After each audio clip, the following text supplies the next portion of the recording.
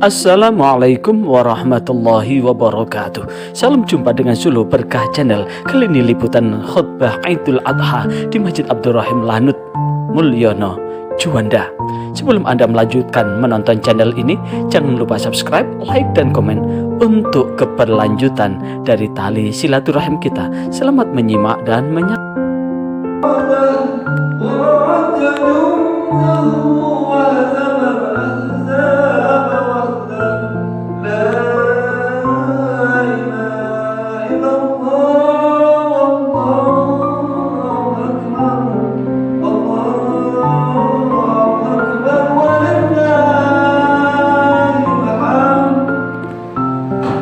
Assalamualaikum warahmatullahi wabarakatuh.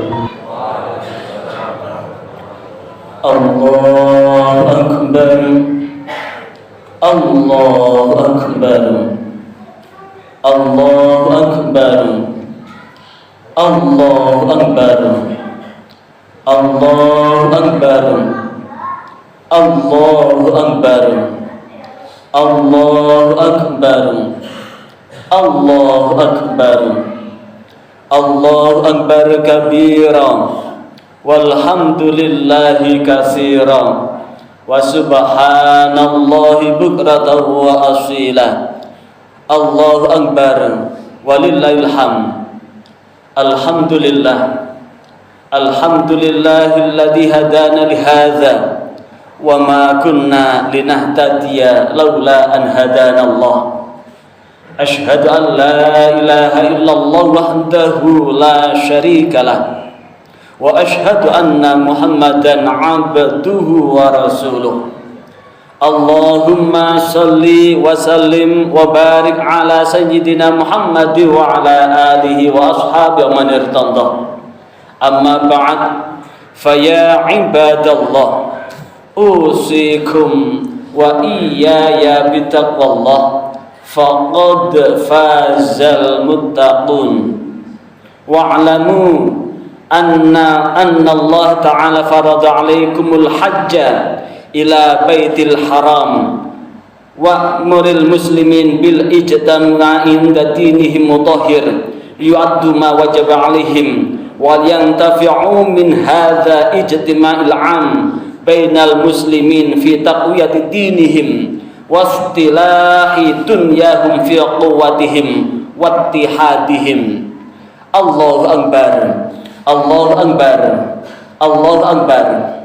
Puji syukur senantiasa kita panjatkan kehadirat Allah Subhanahu wa taala, di mana pada pagi hari ini kita bisa melaksanakan sholat Idul Adha, satu kesempatan yang memiliki sejarah yang cukup panjang untuk dapat kita uraikan dalam kehidupan yang nyata. Dalam rangka apa? Mewujudkan diri ini sebagai hamba Allah yang bertakwa. Karena itulah sebagai awalan, sebelum kita lanjutkan menguraikan khutbah yang dengan topik mengambil hikmah dan sejarah Idul Adha untuk kehidupan ini, marilah kita sama-sama untuk meningkatkan ketakwaan kita kepada Allah, kepatuhan untuk melaksanakan segala perintah Allah dan meninggalkan segala larangan Allah.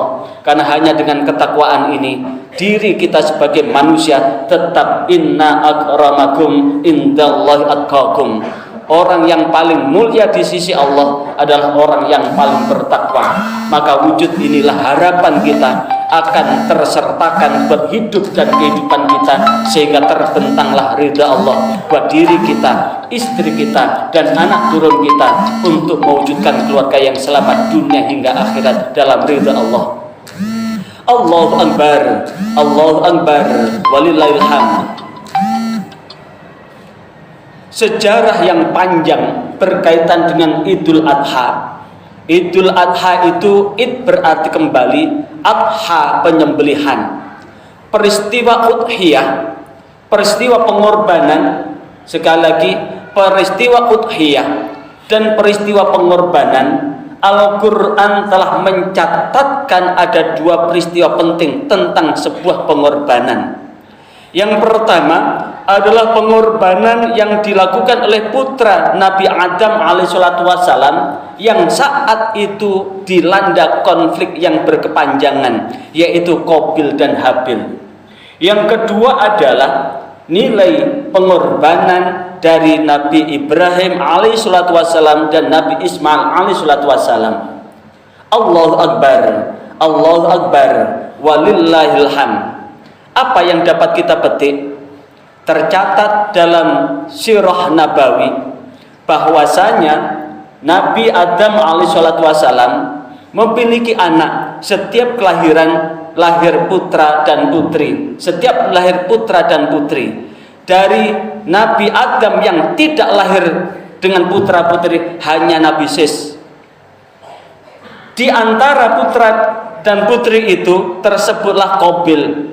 Qabil ini punya saudara kembaran yaitu bernama Labud Iklimah. Habil mempunyai saudara kembaran yang bernama Labudah.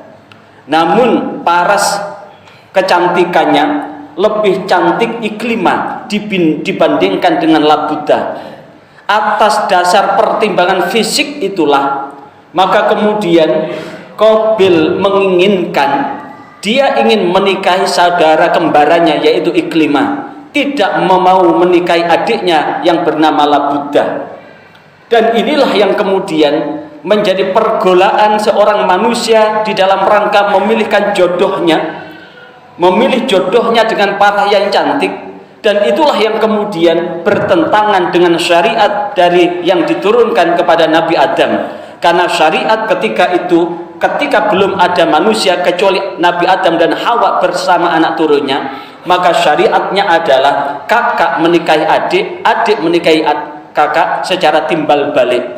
Dan inilah yang kemudian yang tidak diinginkan terus menerus, sehingga Qabil sangat dengki kepada Habil, di mana saudara Habil itu parasnya juga tidak setampan Qabil, kemudian Labudah pun tidak secantik Iklimah, dan inilah iri dan dengki ini selalu menyelimuti, sehingga pada ujung puncaknya Allah melalui Nabi Adam alaihissalatu wassalam memberikan wahyu bahwa mereka dipersilahkan untuk mempersembahkan apa yang dimiliki.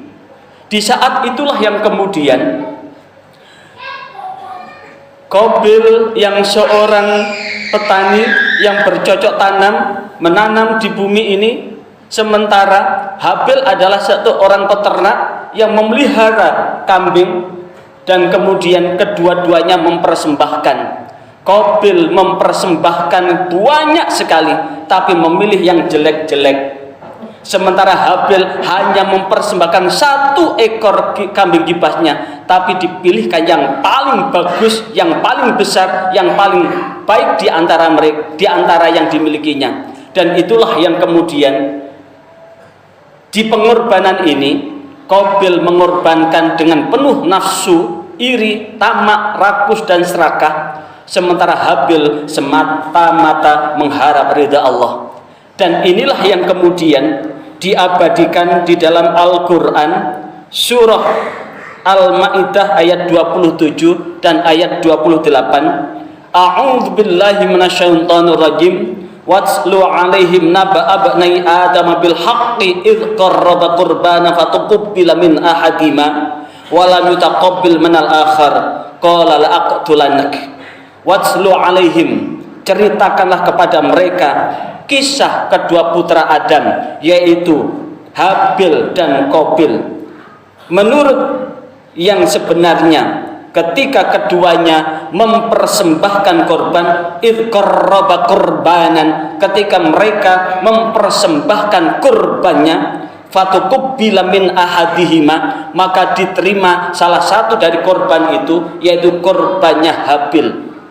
Walam yutaqabbal minal akhar, namun Allah tidak menerima korban yang akhir, yaitu korbannya Qabil. Saat itulah yang kemudian tanda korban itu diterima, maka korban itu dibawa naik ke langit, dan korbannya Habil dibawa naik ke langit dan itulah yang kemudian kelak nanti akan diturunkan ketika Nabi Ibrahim mempersembahkan Ismail. Di saat yang diterima oleh Allah adalah korbannya Habil, inilah yang kemudian bertambah murka Qabil itu, hingga Qabil berkata, qala la'aqtulannak, sungguh kamu akan aku bunuh. Kemudian Habil menjawab, qala innama yataqabbalullahu minal muttaqin, sesungguhnya Allah menerima korban orang-orang yang bertakwa. La im basatta ilayya yadaka litaqtulani ma ana bibasiti yadiya ilaika liaqtulak, walaupun engkau membentangkan tanganmu untuk membunuhku, sungguh aku tidak akan membalas dengan membunuh kamu. Inni akhafullaha rabbal alamin, sesungguhnya aku hanya takut kepada Allah, Tuhan semesta alam. Dan inilah yang kemudian menjadi sejarah pertama seorang kakak membunuh adiknya demi ingin mempersunting saudara kembarannya yang betul-betul itu telah melanggar larangan Allah. Ma'asyiral muslimin wa zumratal mu'minin rahimakumullah, apa yang dapat kita ambil dan kita petik dalam kisah ini? Maka sesungguhnya boleh seseorang menikahi seorang laki-laki atau seorang perempuan, tapi Rasulullah memberikan satu rambu-rambu, tungkahul mar'ah li arba', bahwa seorang perempuan dinikahi karena 4 faktor. Yang pertama adalah li jamaliha, karena kecantikannya, li hasabiha, karena nasabnya, li maliha, karena hartanya, walidiniha, karena agamanya. Tapi Rasulullah memilih untuk pilihlah karena agamanya, karena agama ini akan mampu menyertakan kehidupan rumah tangganya menuju rumah tangga yang kokoh dan langgeng. Sebaliknya, jika yang diperhitungkan adalah kecantikannya, kecantikan akan pudar.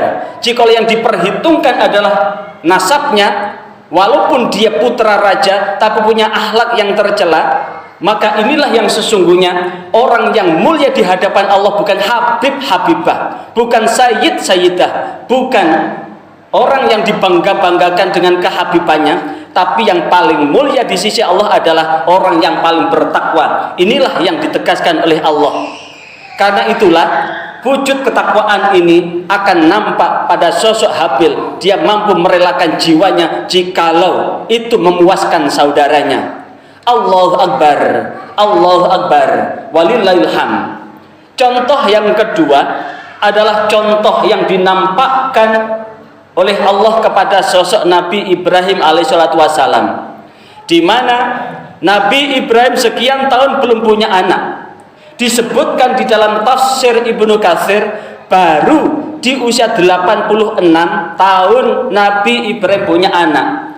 Sementara itu pun dari anak dari istri kedua. Di saat sebetulnya Nabi Ibrahim itu memiliki konsep monogami, hanya satu istri cukup. Namun karena tidak kunjung punya anak, maka kemudian Sarah meminta untuk menikahi Hajar. Sebetulnya Siti Hajar ini bukanlah budak. Siti Hajar ini adalah putri Raja Mesir yang ketika itu putri rajanya dikalahkan oleh orang yang kuat, ada kudeta. Sehingga dari kudeta itu kemudian Hajar ini dijual di pasar, sehingga dibeli dari keluarganya Sarah, dihadiahkan buat Sarah. Sebetulnya adalah putri raja. Dan ketika sadar Sarah ini tidak punya anak, belum punya anak, maka beliau meminta agar Nabi Ibrahim menikahi Hajar. Agar apa? Satu faktor orang menikah itu adalah keturunan. Di saat itulah yang kemudian dengan berat hati Nabi Ibrahim menikahi Hajar. Untuk apa? Tujuannya adalah untuk melangsungkan sebuah keturunan dari sebuah kehidupan ini. Begitu Siti Hajar hamil dan punya anak, setega-teganya seorang istri, maka dia tetap akan khawatir jikalau cintanya akan lebih besar pada istrinya yang punya anak. Maka diceritakan di dalam kitab Qisasul Anbiya, Qomus Qisasul Anbiya, maka Siti Sarah meminta agar memisahkan dirinya dengan Hajar sampai Siti Sarah tidak pernah melihatnya. Maka di saat itulah Nabi Ibrahim mengajak keluar dari Syam Dan kemudian entah kemana di perjalanan kemudian Allah memerintahkan kepada Nabi Ibrahim untuk diletakkan di sebuah lembah yang bernama Lembah Bakkah. Lembah Bakkah yang sekarang kita kenal dengan Mekah. Saat itulah yang kemudian Siti Hajar kemudian bersama Nabi Ismail ditinggalkan seorang diri, dan kemudian Nabi Ibrahim meninggalkan tepat di tanggal 9 Zulhijjah. Saat itu Siti Hajar sampai memegang bajunya Nabi Ibrahim. "Wahai Abi Ibrahim, tegakah engkau meninggalkan aku dengan anakku seorang diri tempat ini?" Maka dengan kepedihan hati yang ada di dalam diri Nabi Ibrahim alaihissalam, seorang anak yang dirindukan, sekali lagi seorang anak yang dirindukan, tapi kemudian diperintahkan Allah untuk meninggalkannya untuk melanjutkan dakwah kembali ke Syam bersama dengan Siti Sarah. Maka itulah yang kemudian dengan berat hati ini, atas perintah, atas permintaan Mbak Yusarah atau atas perintah Allah, maka dengan mantapnya Nabi Ibrahim menjawab, ini adalah perintah Allah.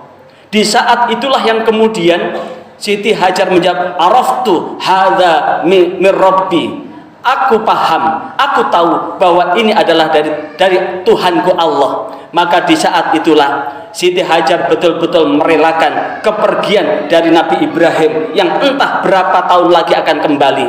Dan di saat itulah, sebelum meninggalkan tempat itu, Nabi Ibrahim berdoa dengan Rabbi ja'al hadza baladan aminan warzuq ahlahu minas samarat. Ya Allah, jadikanlah negeri ini negeri yang aman sentosa, dan anugerahkan rizki berupa buah-buahan dari macam-macam buah-buahan.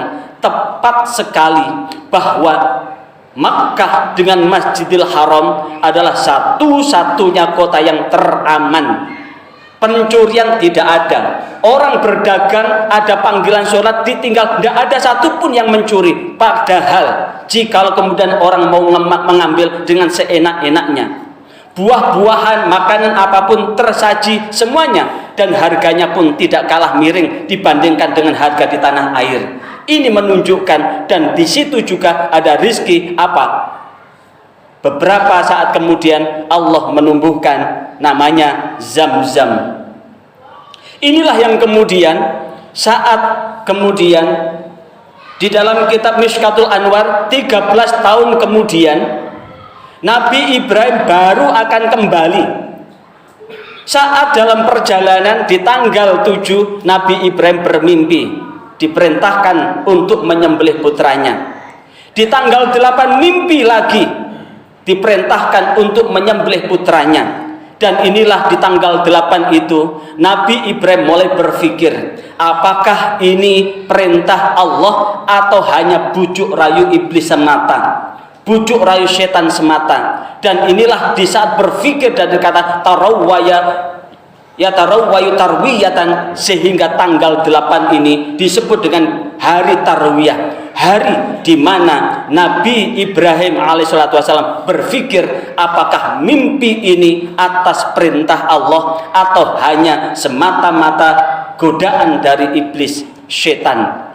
Maka kemudian Nabi Ibrahim tidur di malam 9. Di malam 9 Nabi Ibrahim mimpi yang sama, dengan mimpi yang sama diperintahkan untuk menyembelih putranya. Di saat itulah yang kemudian Nabi Ibrahim betul-betul araftu hadza min Rabbi, aku faham, aku yakin bahwa ini adalah betul-betul perintah Allah. Maka inilah yang disebut, kenapa tanggal 9 disebut dengan hari Arafah, hari di mana Nabi Ibrahim paham, tahu bahwa itu perintah Allah. Makanya untuk mengenang itu, sebagaimana yang telah dilakukan oleh Nabi Ibrahim, yang dilakukan oleh Nabi Adam, yang dilakukan oleh baginda Nabi Muhammad sebelum ada perintah haji, setiap tanggal 9 itu kemudian Rasulullah puasa Arafah. Sehingga satu ketika Rasulullah ditanya, su'ila an shaumi Arafah, ditanyalah Rasulullah tentang puasa Arafah, maka Rasulullah menjawab, yukaffiru sanatal madiyah wal baqiyah, akan diampuni dosa 1 tahun yang lalu dan 1 tahun yang akan datang. Allahu Akbar, Allahu Akbar, walillahil hamd. Saat itulah yang kemudian dengan mantapnya Nabi Ibrahim menyampaikan kepada Nabi Ismail yang usianya kurang lebih 13 tahun itu. Di usia 13 tahun itu disebutkan di dalam Al-Quran, A'udzubillahi minasyaitonirrajim, falamma balau ma'u sa'ya. Saat tatkala Nabi Ismail berada dalam usia yang sekiranya mampu untuk diajak sholat, mampu untuk diajak bekerja, mampu untuk diajak untuk melakukan kebaikan, di saat itulah Nabi Ibrahim berkata, qala ya bunayya inni ara fil manami anni azbahuka fanzur madza tara. Wahai ananda, sesungguhnya ayahanda bermimpi di dalam tidur ayahanda. Anni azbahuka, ayahanda diperintahkan untuk menyembelih ananda. Fanzur madza tara, maka perhatikan apa pendapat ananda.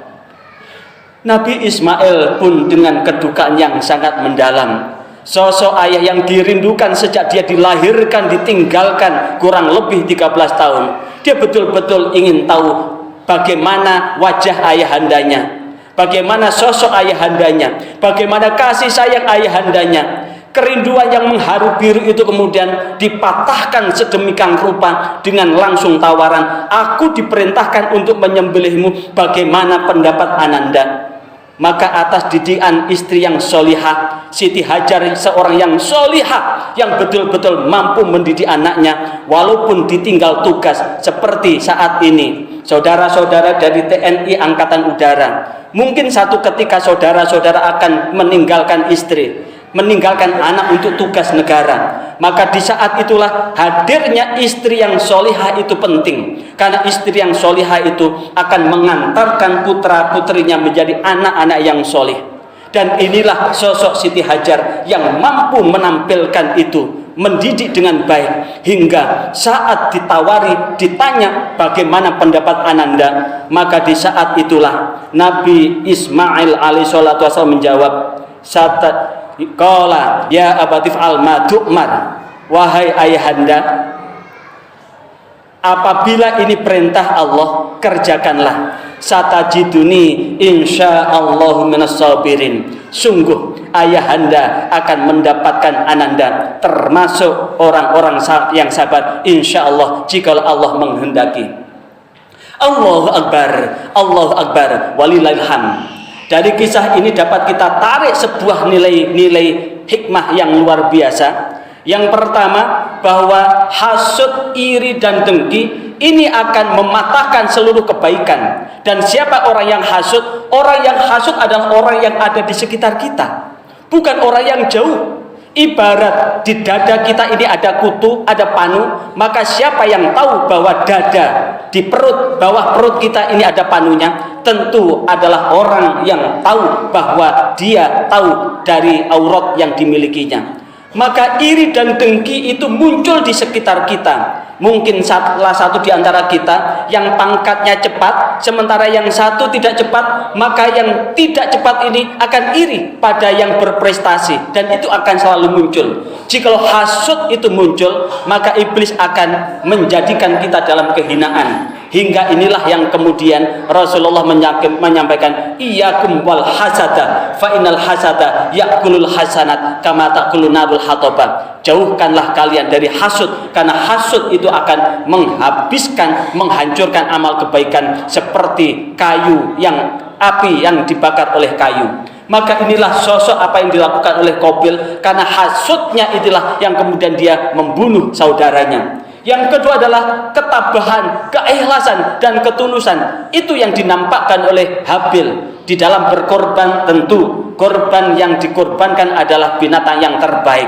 bukan binatang yang terburuk. Dan ini saat ini dicontohkan buat kita. Dan yang terakhir adalah sosok ketabahan, ketegaran, kesolihan dari keluarga Nabi Ibrahim, yang kemudian Nabi Ibrahim ini kemudian menjadi bapak para nabi, yang keturunannya sampai detik ini keturunan ada dua, ada yang baik, ada yang zalim. Termasuk yang baik, jangan dikira bahwa Israel itu adalah nama lain dari Yakub, anak turun dari Nabi Yakub namanya Bani Israel. Dari Bani Israel itu ada yang baik, ada yang tidak baik. Yang tidak baik termasuk Zionis yang saat ini membantai saudara-saudara kita yang ada di Palestina. Tapi yang baik masih banyak di sana. Artinya apa? Ketika kebencian seseorang, jangan karena dia keturunan siapa, tapi lihatlah apa yang dilakukan buat kehidupan ini. Maka mudah-mudahan dengan seluruh khutbah ini Allah membentangkan ridha dan maghfirahnya buat kita semua, hingga kita semua ditakdirkan oleh Allah Subhanahu wa taala memiliki keluarga yang kokoh seperti keluarganya Nabi Ibrahim dengan Siti Hajar, yang hingga melahirkan Nabi Ismail yang sangat penyantun, yang mendem jero mikul dhuwur terhadap kepentingan keluarga. Dan mudah-mudahan pula hadirnya kita dalam kehidupan ini Allah menyelamatkan buat hidup dan kehidupan kita di dunia maupun di akhirat. Allahu Akbar, Allahu Akbar, walillahil hamd. Barakallahu li wa lakum fil Qur'anil azim wa nafa'ani wa iyyakum bima fi minal ayati wa dzikril hakim. Aqulu qouli hadza astaghfirullahal azim innahu wal ghafurur